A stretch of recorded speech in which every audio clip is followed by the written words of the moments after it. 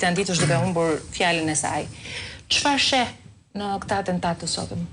S'pari bie dakord me atë që tha zotja Bilekaj sa i përket inkriminimit policisë shtetit. Në fakt, përgjimet e Sky ECC kanë zbuluar që çdo grup i strukturuar kriminal, grup i fuqishëm që kryente vrasje, trafikim të lëndëve narkotike, pastrim të parave apo pastrim produktës veprës penale në ekonomi, ndërtime kështu me radhë, kishte si pjesë përbërëse apo në organikën e tij drejtues të lartë të policisë së shtetit.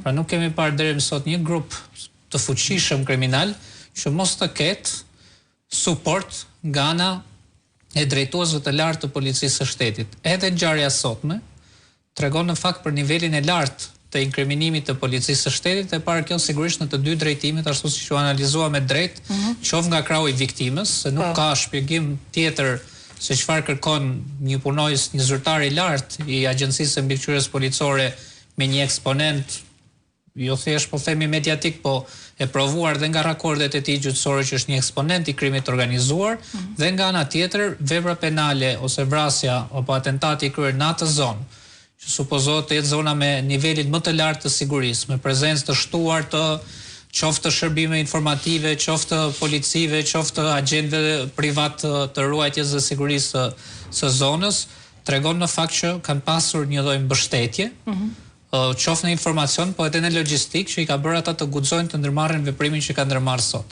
Dhe për të ndalur qoftë edhe të aeroportin, ne në fakt themi sot që u krye një atentat pranë aeroportit, ajo në fakt është gjithë me aeroportin ose gati në zonën e aeroportit.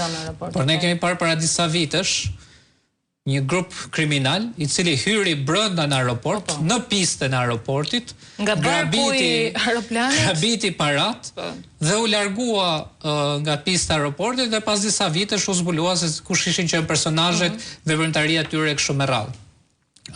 Dhe pra qartazi tregon që në fakt edhe, si me thënë, siguria e objekteve të rëndësisë veçantë, nuk po flasim këtu thjesht më për rrugët, lagjet, zonat ku ne jetojmë secili prej nesh apo ku jetojnë qytetarë shqiptar, po ato që konsiderohen si objekte të rëndësisë së veçantë, siguria e tyre lë tërësisht për dëshiruar, dhe unë mendoj që kjo nuk është e rastësishme, apo nuk është shumë për neglizhencë, por është fakti që lidhjet e krimit organizuar me nivelet më të larta policisë. Mendoj që është zgjedhur enkas të bëhet aty, po të lënë edhe një mesazh të fortë se si sfidohet në këtë rast, apo në atë zonë, unë mendoj ngado që të kishin marrë drejtim, po themi, viktimat, është shumë e qartë që mund të kryej kudo tjetër ai atentat, dhe besojmë do ishte disi edhe më e thjeshtë në pikpamje të largimit, zhdukjes zhurmëve e kështu me radhë. Pra, edhe nëse merrten në drejtim të Tiranës, ka një rrugë të gjatë derisa vjen, po themi, në kryqëzimin që merr pasaj për të ardhur për Tiranë apo për shkuar për Durrës, apo nëse shkonte në drejtim Fushkryes, në të dy rastet do ishte shumë më e thjeshtë në kuptim të realizimit të atentatit dhe të largimit apo humbjes së gjurmëve. Fakti që kanë dashur të realizojnë aty, unë mendoj që ka qenë shumë më shumë se sa thjesht dëshira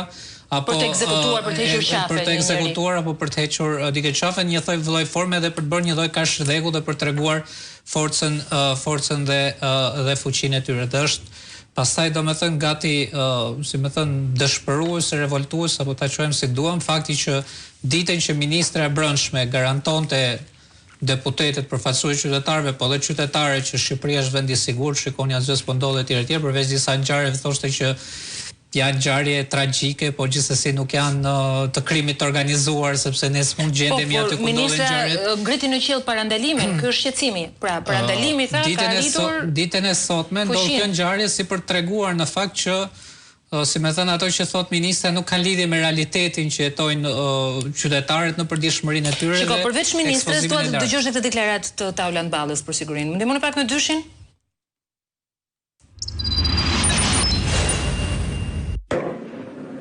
Që t'jem korrekt, mos harro që viti juaj i fundit në qeverisje, po nuk po marrë 2013, po marrë 2012, që ishte viti plot qeverisje, ka qenë 124. Pra,